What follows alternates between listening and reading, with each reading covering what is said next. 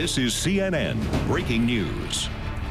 We will continue to follow our breaking story this morning. Japan now calling for an emergency UN Security Council meeting after North Korea carried out a new nuclear test. A top government spokesman calling North Korea's actions unacceptable and a clear violation of UN resolutions. Let's head back to our Morgan Neill live for us in Tokyo. Morgan, we hear some of what Japan is saying. What is the reaction there like?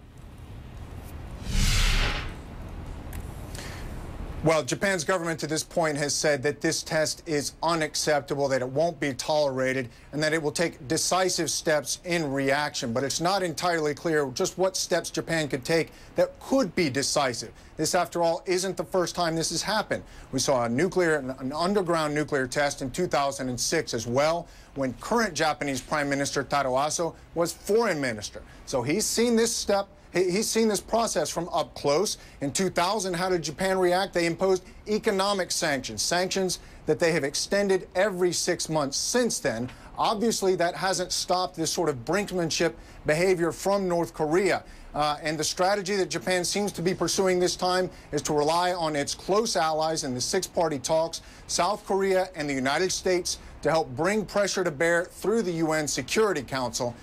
So it's the diplomatic path at this point, and Japan really doesn't have too many options it hasn't already tried. And Morgan, you talked there about the government used to dealing with this. Unfortunately, they've seen this over the years from North Korea, but the people of Japan as well. Are they a bit anxious this time? Are they pretty much, are they getting more and more fed up, even if you will? Well, we talked to people out here in the streets today in Tokyo about what their reaction is to this. They've seen this kind of brinksmanship so much that most recently in early April, when North Korea launched a missile that flew over Japanese territory before landing in the sea. The country was put on high alert.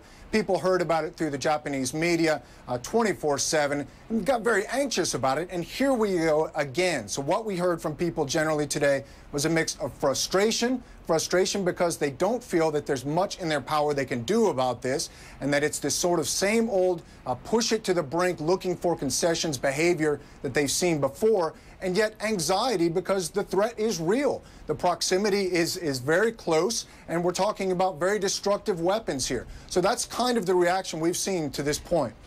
All right, like you said, here we go again. Morgan Neill for us in Tokyo. Thank you so much.